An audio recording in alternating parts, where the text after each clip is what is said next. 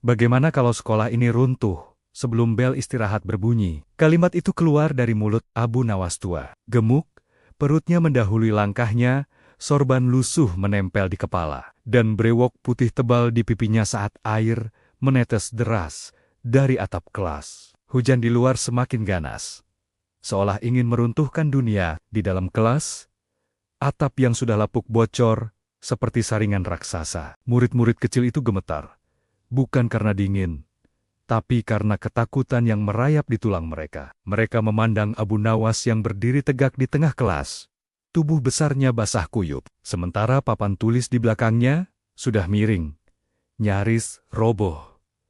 Kepala sekolah datang dengan wajah panik. Ia ingin membubarkan pelajaran. Abu Nawas, hentikan. Ilmu tak bisa diajarkan di tempat yang rusak seperti ini.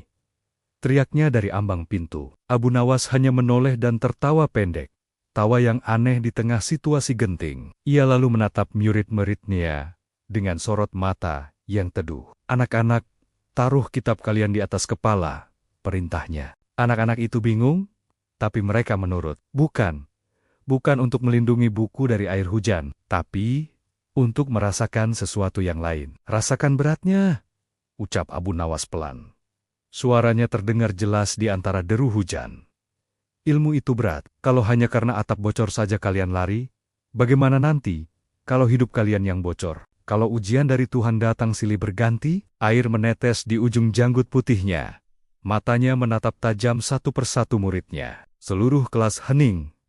Hanya suara air yang menetes. Anak-anak itu menahan napas. Kotek kata Abu Nawas terasa menusuk langsung ke hati mereka. Tiba-tiba, Abu Nawas berjalan ke sudut ruangan dan duduk bersila dengan tenang. Beberapa detik kemudian, terdengar suara gemuruh yang mengerikan. KRAA, atap bangunan di sisi lain ambruk dengan dahsyat, mengirimkan debu dan puing-puing ke udara. Tapi, bukan di atas kelas mereka. Ruangan tempat mereka belajar tetap berdiri kokoh.